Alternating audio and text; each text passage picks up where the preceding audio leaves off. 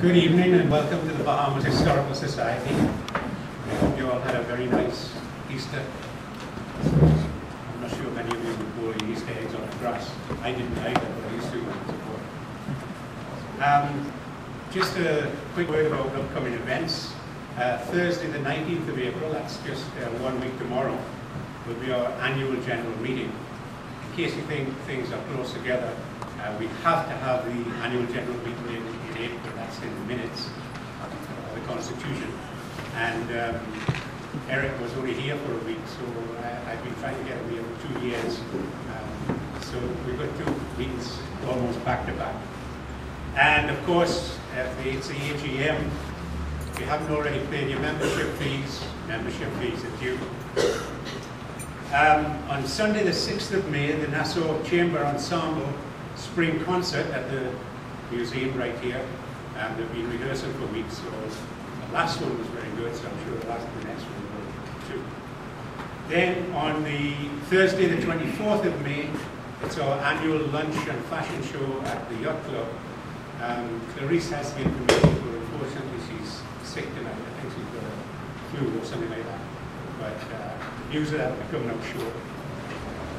And on Thursday the 7th of June at 6 p.m, we have a lady come in.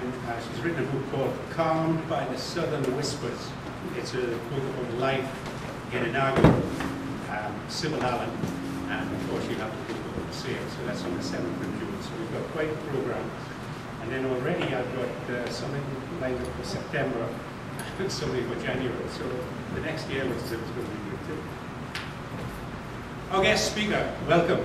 I am so pleased that he's here with a good crowd. The last time he came, about 3 years ago, was on a Monday, Thursday, the day before Good Friday, for you uninitiated. And I think he had about 10 or 12 of his family, nobody else. So we've got a good audience for you tonight. Our guest speaker grew up in the Bahamas as part of a large Swedish-American family with a half a dozen lawyers. He attended St. Andrew's School here in Nassau and boarding schools in the Western Massachusetts and Newport, Rhode Island, before enrolling in Boston College in 1989. Nearly made you over 100 years. So at Boston College, he received his Bachelor of Arts degrees. He majored in English and minored in International Studies. During that time, he sailed to Belgium and did a year at Oxford.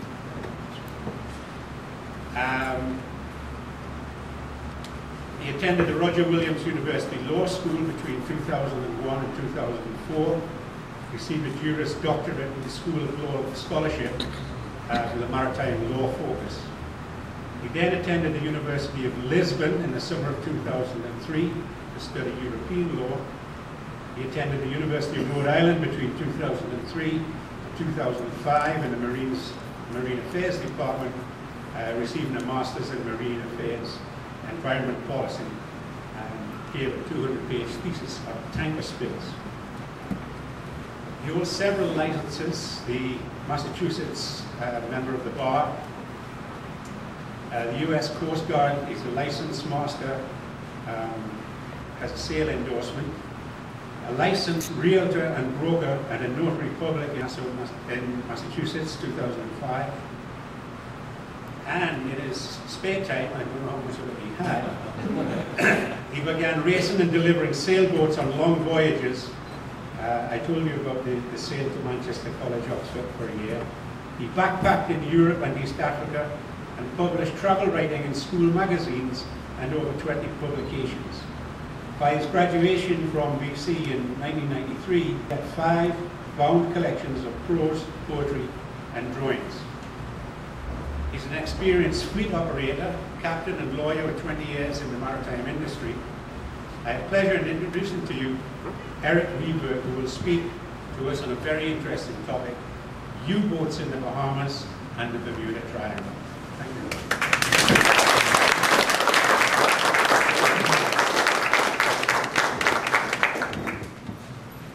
Thanks, thanks. I owe a lot of thanks to the Bahamas Historical Society because back when I just came up with the idea of researching the topic, the Historical Society published an article that I wrote in the summer of 2009.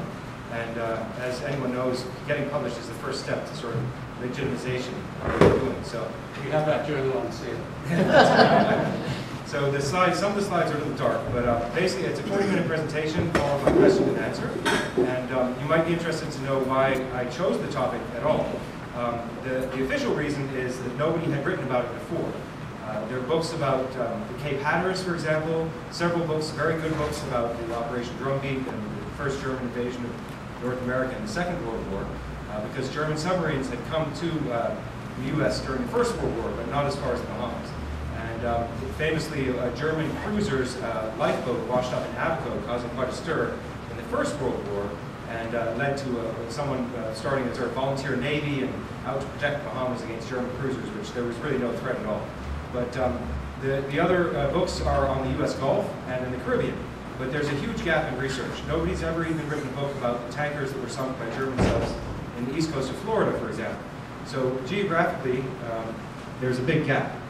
And that gap encompasses the Bahamas. And it wouldn't be enough to just cover the Bahamas because it straddles so many passages. And the area to the east of the Bahamas has never been covered either. So if only as a fellow sailor, out of sympathy for these men that were sunk there, I included the area well to the east of the Bahamas in my research, but not out into the Atlantic. So the map is kind of hard to read, but I'll point it out.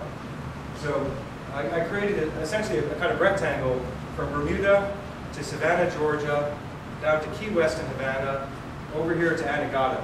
So Anegada was where the boats came in and out of the Caribbean. So if, on the outside of my research, if a ship was sunk in Florida, because it was close to the Bahamas, I included it just as to show what the U-boats that were doing at the time.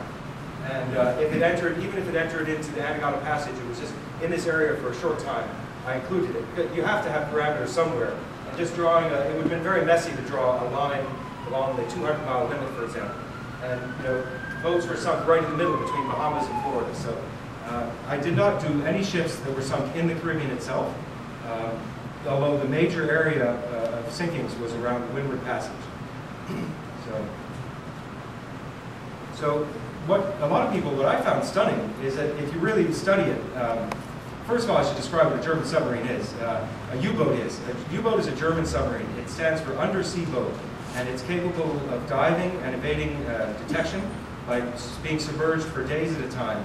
But it's not that simple. They have to come up for air at least once a day to feed the diesel engines and to feed the men as well, feed them oxygen. So they're kind of more like a turtle than a whale. They can stay down for a long time, but they do have to come up for air. And they could accommodate generally 50 to 55 men. And one of the reasons the Americans were slow to defend the Bahamas against U-boats is they weren't designed to make it to the Bahamas.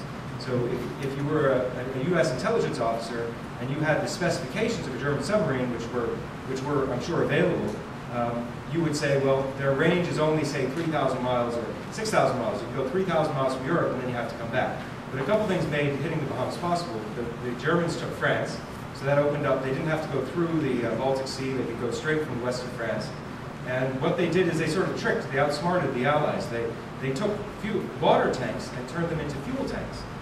They took bunks that were designed for 50 men and filled half of them with food and supplies so that each man shared the bunk.